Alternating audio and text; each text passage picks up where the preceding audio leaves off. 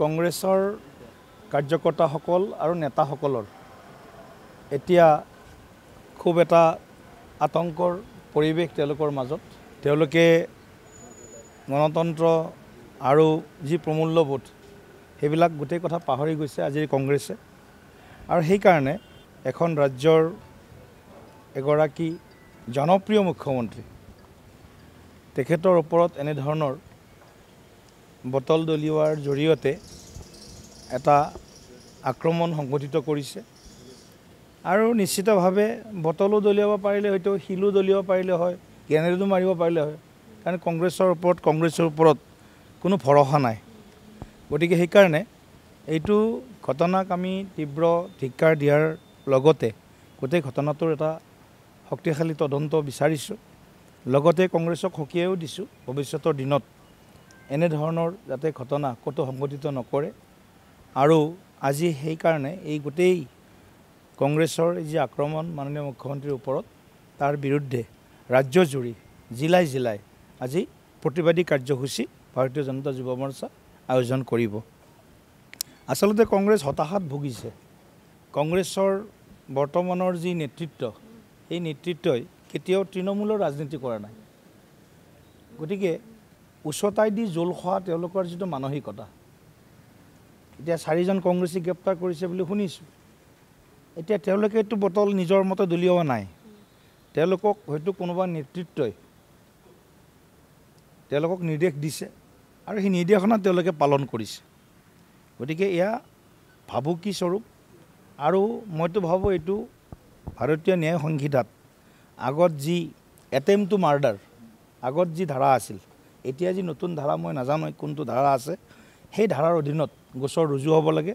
আৰু মাননীয় মুখ্যমন্ত্ৰীৰ ওপৰত কৰা আক্ৰমণক এইটোক এটা শক্তিশালীভাৱে ইয়াৰ যিসকল আক্ৰমণকাৰী তেওঁলোকৰ কঠোৰতম শাস্তি বিহাৰ ব্যৱস্থা কৰিব লাগে। চাওক, এইটো চমুটো কেছ।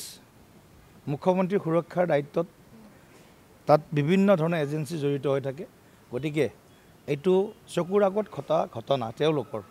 গতিকে এইটো চমুটো কেছ লৈ পুলিচে নিজেই ইয়াৰ বিৰুদ্ধে এটা শক্তিশালী তদন্ত কৰিব লাগে। আৰু আমি মুখ্যমন্ত্ৰী ডাঙৰীয়াৰ এনেধৰণৰ আক্ৰমণে আমাক হতাশগ্ৰস্ত কৰিব যদি বুলি ভাবিছে কংগ্ৰেছে, সেয়া তেওঁলোকে মূৰ্খৰ স্বৰ্গত বাস কৰিছে।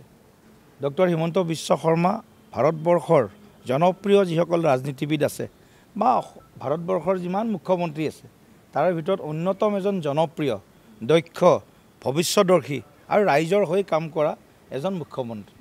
গতিকে ৰাইজে মুখ্যমন্ত্ৰী ডক্টৰ হিমন্ত বিশ্ব শৰ্মাক ভাল পায়, সন্মান কৰে, শ্ৰদ্ধা কৰে।